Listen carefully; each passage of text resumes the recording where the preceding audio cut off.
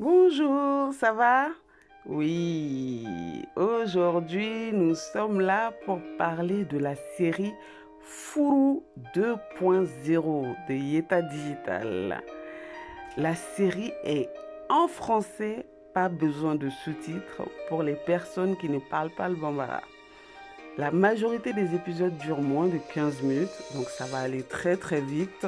Vous allez même en vouloir, hein. C'est à travers cette série que j'ai connu la maison de production Yeta TV.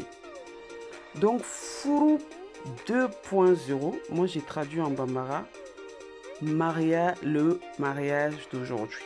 Parce que Furu en bambara veut dire mariage et 2.0, bah, j'ai traduit ça aujourd'hui, hein.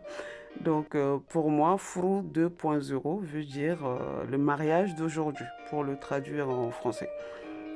Donc en fait, la série évoque la vie d'un jeune couple, Darina et Ismaël, bah, fraîchement mariés, dont l'ingérence des proches va créer beaucoup de remue-ménage au sein du couple. En fait, dans le premier épisode, on voit déjà que les jeunes, ils sont pas mariés, ils sont en couple. Et Ismaël fait sa demande en mariage dans un cadre magnifique avec un fond de musique de Boyz II Men. Bon, ce côté, je le trouvais un peu dommage parce que un morceau de Salif Keita ou d'autres jeunes artistes maliens où il y a pas mal de chansons d'amour dans les répertoires maliens qui auraient pu y jouer à ce moment-là. Mais Boyz II Men, c'était très bien aussi. C'était très bien. Et la demande a été faite. Moi, j'ai bien aimé. J'ai bien aimé. Donc après, on a aussi dans la tradition l'arrivée de la mariée chez son mari. Et enfin, la vie du couple commence avec tous les problèmes avec leur entourage. Dans leur entourage, on va appeler Djeneba, la méchante belle-sœur.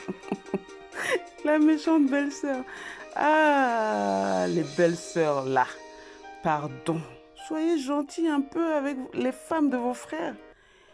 Il ne faut pas oublier qu'un jour, vous allez être dans un foyer et dans une maison où vous allez vous aussi avoir des belles-sœurs. Donc il faut penser à demain. La vie ne s'arrête pas qu'à aujourd'hui. Voilà. Donc ça, c'est le cas de Djeneba. Et après, nous avons Oumou, la copine manipulatrice et malveillante. En tout cas, franchement, l'amitié d'aujourd'hui, ça craint des... Ah, les femmes là, il faut vraiment qu'on sache avec qui se lier d'amitié. Bon, je dis les femmes, mais c'est valable aussi pour les hommes aujourd'hui parce que l'amitié, que ça soit homme-femme, franchement, c'est quand on s'ouvre à une personne, c'est important. Les secrets, même dans le problème, quand tu parles plus avec la personne, tu as le secret de la personne, c'est pas la peine de le divulguer, c'est pas la peine de le faire jouer contre elle. Pour moi, c'est l'amitié qui a eu problème ou pas, les secrets doivent rester intacts.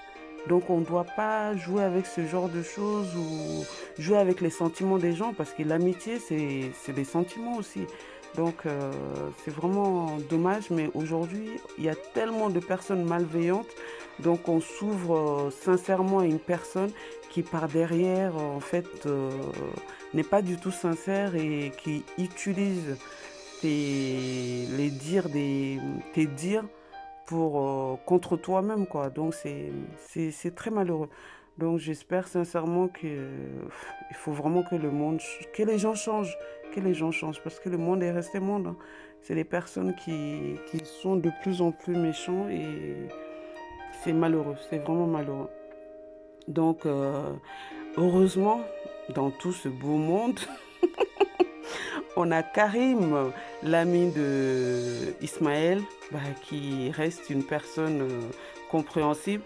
Et franchement, malgré tout, même si on voit du noir, on broie du noir autour de nous, souvent on a toujours des bonnes personnes.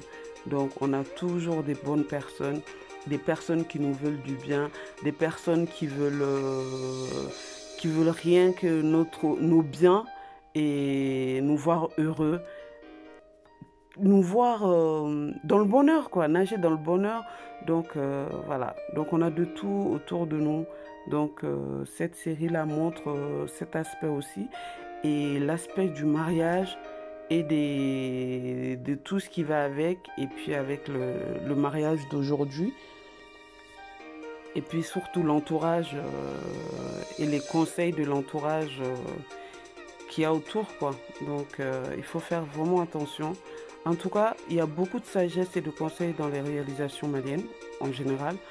Mais malheureusement, je pense que les gens ne voient pas ce côté-là souvent dans les réalisations maliennes parce que moi, sincèrement, tous les films et séries que je regarde, il y a toujours un conseil derrière. Il y a toujours un conseil qui cherche, en fait, les réalisateurs, les producteurs, les acteurs, tous les personnes, en fait, ils cherchent à ce que les personnes deviennent meilleures, en fait, par leur réalisation.